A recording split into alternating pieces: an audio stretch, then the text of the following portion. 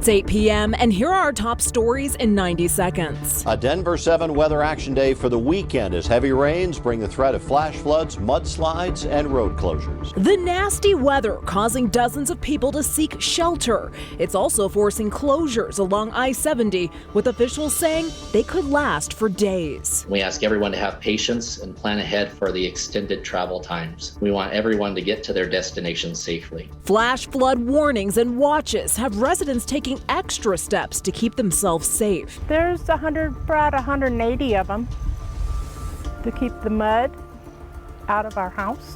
I'm scared, but what am I going to do? I don't have any place else to go. Plus, residents of one Denver neighborhood feel like they're being forgotten. We don't get any notice. Not even, some people say they got a message or they call them, but not to me. As crews tear up their streets, working to restore basic utilities. No hot water for showers, so that's the only thing it's most frustrated. It's scary because we can blow up. And days later, this neighborhood still has no answer for when things will go back to normal. It's a weather action day, and we're already seeing dangerous flooding and mudslides across Colorado. But there's plenty more where that came from. The Front Range is under a flash flood watch through tomorrow night. Chief Meteorologist Mike Nelson joins us now. Mike, it looks like we're in for a very active weekend. Well, it certainly has started that way, and I think it's going to continue for Saturday and most of Sunday as we see a lot of rain coming up for Colorado, especially from I-25 west into the mountains, where some areas could see 3 to 4 inches of rain. This is developing as monsoon moisture comes up from the south and a cold front pushes down from the north. That combination is spelling a lot of moisture for us, and the light winds aloft are actually steering these storms back toward the west-northwest. So the thunderstorms over the southern part of the metro, where we do have small stream flood advisories over Douglas County, parts of Arapahoe County, continue to push toward the west. Other strong storms on the I-25 corridor and a lot of heavy weather up in the mountains on the Cameron Peak. Burn scar flash flood warnings are in effect farther to the south and to the west. Near the Grizzly Creek burn scar, we have flash flood watches, no warnings currently, but you can see the thunderstorm activity is not far away. And across much of central Colorado, more storm activity. This is only going to intensify tomorrow afternoon over much of the central and western half of the state. So the upshot for the weekend is heavy rain, mountain flooding, road closures likely with some of the mudslides, and we'll see some pretty heavy rain as well tonight and again tomorrow afternoon in Denver and along the I-25 corridor. Thank you, Mike.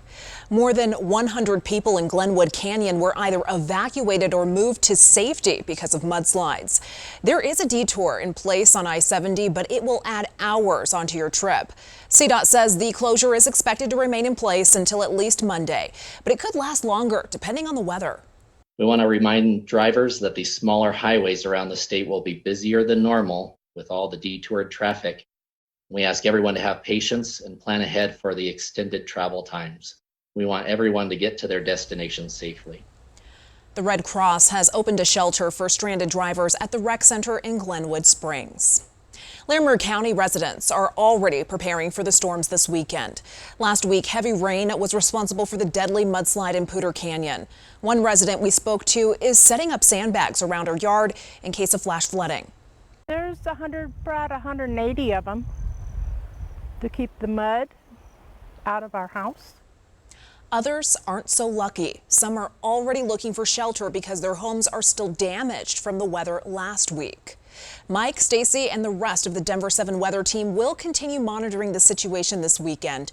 You can find their forecasts as well as our 24/7 radar on Denver7 Plus and the Denver7 and the denverchannel.com.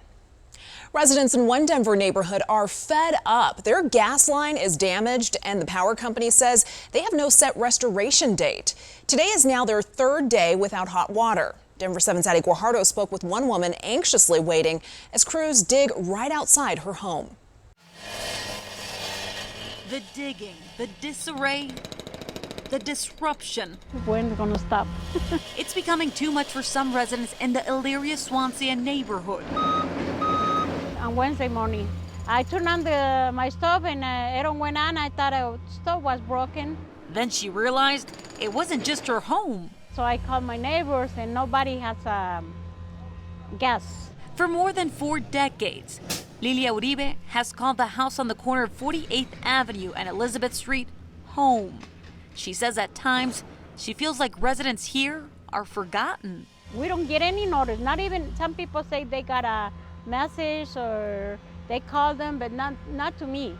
Her street is impassable, nearly unrecognizable, as Excel crews work around the clock to restore gas after the main gas line was damaged. It's not clear how it was damaged or who is responsible. It's scary because we can blow up. Workers shut off the gas Wednesday morning. They're now digging up and replacing a gas main and the gas lines to homes in the area of 48th and Clayton. No hot water for showers, so that's the only thing it's most frustrated. Leaving many to get resourceful. I'm gonna grill some pork chops today. I got this to warm my tortillas and the grill over there. Lilia uses a camping stove to boil water. We boil water and put it in the tub and yeah, like old times. Yeah, well, we got no choice, so. Excel Energy released a statement reading in part, significant work still needs to be done to replace a portion of the impacted gas line, and we do not have an estimated time of restoration. No timeline for the next hot shower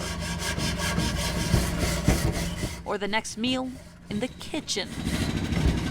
Addie Guajardo, Denver7. So frustrating. Thank you, Addie. The man who hit and killed State Trooper Cody Donahue has been sentenced to 30 days in jail and 2 years probation.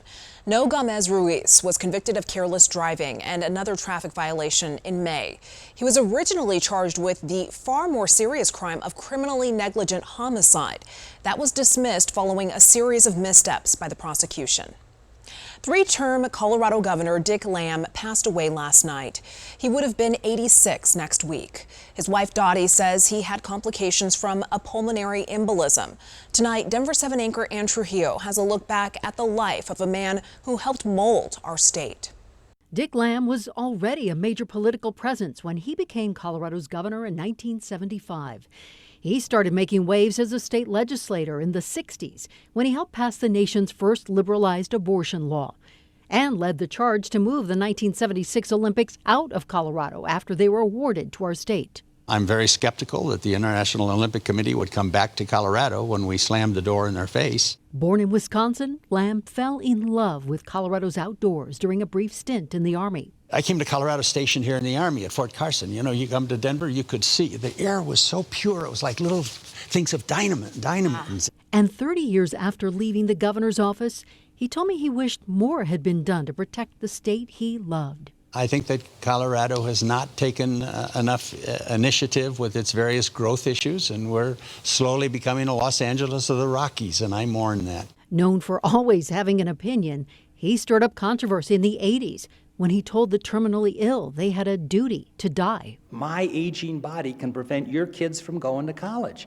And he angered Colorado's communities of color with his views on tighter immigration. I'm in favor of making it illegal to hire an illegal alien. After 12 years as governor, Lamb left the political spotlight and got into teaching, serving as co-director of the Center for Public Policy and Contemporary Issues at the University of Denver. Well, I'll go any place to talk about my message of hard choices, but it's not going to be talking about Dick Lamb for president. But he would soon go back on that word. After an unsuccessful run for the U.S. Senate in 1992, Lamb entered the presidential race as a Reform Party candidate in 1996. Neither the Republicans nor the Democrats want to deal with our most pressing issues. They have hit the snooze alarm, and they've gone back to sleep. While he ultimately lost the nomination, Lamb later said he was proud of what he was able to achieve during his political career. While this variant may be extremely transmissible and probably more deadly, the vaccines are still working. really, really well. New concerns about the Delta variant of the coronavirus, with health officials now saying it's more contagious than chickenpox. Plus, the new study suggesting the virus will continue to get stronger until everyone is vaccinated. I am concerned about the most vulnerable folks who are in maybe a predatory landlord situation having zero protections. And the CDC's eviction moratorium expires tomorrow night. So we're taking a 360 look at the next steps for those who might get swept up in what some are calling an eviction tsunami.